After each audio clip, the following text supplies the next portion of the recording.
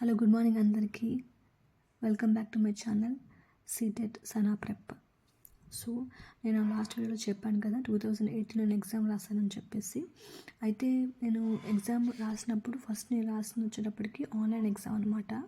So online exam వచ్చేటప్పటికి నాకేమనిపించిందంటే first point, నేను ఓన్లీ 15 days మాత్రమే ఎగ్జామ్కి ముందు ప్రిపేర్ అయ్యి వెళ్ళాను అనమాట. అంటే నాకున్నటువంటి బేసిక్స్ ఏవైతే ఉన్నాయో ఆ బేసిక్స్ మాత్రమే చూసుకొని వెళ్ళాను అంతే. అంతకుమించి నేనైతే ఏం ప్రిపేర్ అవ్వలేదు. తర్వాత థర్డ్ పాయింట్ వచ్చేటప్పటికి పేపర్ అనేటువంటిది నాకైతే చాలా ఈజీ అనిపించింది. అంటే నాకున్న నాలెడ్జ్తో రాశాను కాబట్టి ఏమి చదువుకోకుండా రాశానంటే ఈ పేపర్ అనేటువంటిది ఈజీగా ఉందని అర్థం అనమాట. సో ఈజీగా ఉంది, చాలా సింపుల్గానే ఇచ్చాడు నాకు తెలిసినంతవరకు అయితే. సో అలా ఆన్లైన్ ఎగ్జామ్ అయితే ఉంది. అయితే నేను మళ్ళీ నెక్స్ట్ ఆన్లైన్ అయిపోయిన తర్వాత ఏం చేంజ్ చేశానంటే ఎగ్జామ్ ప్యాటర్న్ చేంజ్ చేసి ఆఫ్లైన్ పెట్టాడు అనమాట. ఆఫ్లైన్ ఎగ్జామ్ కూడా నేను రాశాను. సో రాసినప్పుడు ఏమైందంటే నేను అసలు ఏం ప్రిపేర్ అవ్వకుండా వెళ్ళి ఎగ్జామ్ రాశాను. డైరెక్ట్గా వెళ్ళి ఎగ్జామ్ రాశాను అనమాట. ఎందుకంటే ఫస్ట్ ఎగ్జామ్ బాగానే ఇచ్చారు కాబట్టి సెకండ్ ఎగ్జామ్ కూడా రాసేయొచ్చిన కాన్ఫిడెన్స్తో వెళ్ళి రాశాను. ఊరికే అటెంప్ట్ ఇచ్చాను అనమాట. క్వాలిఫై అయ్యాను. అయితే అటెంప్ట్ ఇద్దామని చెప్పేసి వెళ్ళాను అనమాట. అది ఫస్ట్ పాయింట్. సెకండ్ పాయింట్ ఏంటంటే ఆఫ్లైన్ వల్ల ఏంటంటే చాలా మనకి కంటెంట్ అనేటువంటిది చాలా ఎక్స్ట్రాగా ఇచ్చే ఛాన్స్ అయితే ఉంటుందన్నమాట. ఫర్ ఎగ్జాంపుల్ తెలుగు తీసుకున్నాం అనుకోండి, అప్పుడు తెలుగు పేపర్ ఉంది కదా మనకి, తెలుగులో మనకి ఇస్తాడనమాట సీటెట్లో. అయితే తెలుగులో మనకి ఏమంటే ఒక 2-3 pages పారాగ్రాఫ్స్ ఇచ్చాడు అనమాట. పారాగ్రాఫ్స్ ఇచ్చి క్వశ్చన్స్ ఇచ్చాడు అనమాట. సో అది చదవాలి, మనకి రాయాలి. అది ఒకటి మనకి ఏంటంటే టైం కన్జ్యూమింగ్ అనమాట. అక్కడ మనకి కొంచెం టైం అనేటువంటిది చాలా అయితే మనకి పోతూ ఉంటుంది అనమాట.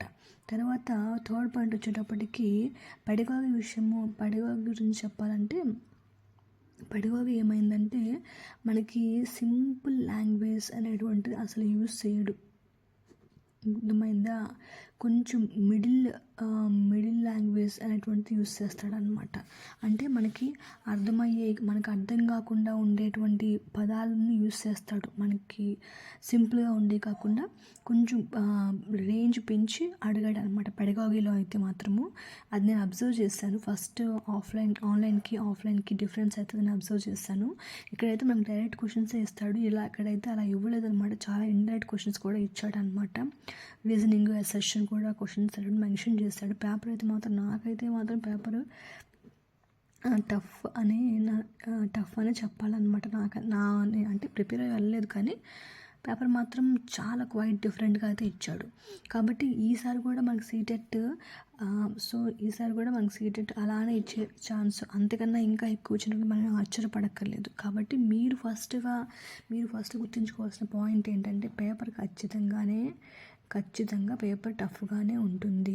కాబట్టి మనం ఏం చేయాలి, ఈ ప్రిపరేషన్ లెవెల్ అనేటువంటిది పెంచుకోవాలి. అంతేకాని బేసిక్ లెవెల్ చూసుకుని వెళ్తాను, మీనింగ్స్ చూసుకెళ్తాను, ఆపోజిట్ వర్డ్స్ చూసుకుని వెళ్తాను ఇంగ్లీష్లో, అలాంటి కుదరదు అనమాట. కొంచెం మీరు డెప్త్గా వెళ్ళాల్సిన అవసరం అయితే ఖచ్చితంగా ఉంది. చాలామంది వీడియోస్ చేస్తారేమో సింపుల్గా ఉంటుంది, అవేమి నమ్మొద్దు. పేపర్ ఖచ్చితంగా టఫ్గానే ఉంటుందని మీ ప్రిపరేషన్ లెవెల్ పెంచుకోవడానికి ట్రై చేయండి. ఓకేనా? తర్వాత మెయిన్ ఏంటంటే previous year papers, CTET papers ఏమైనా తీసుకుని ట్రై చేయండి. ఇది మనకి చాలా హెల్ప్ఫుల్ అవుతుంది అనమాట. అంటే తను ఇచ్చినటువంటి ఎగ్జామ్ ప్యాటర్న్ మనకు బాగా తెలుస్తుంది అనమాట.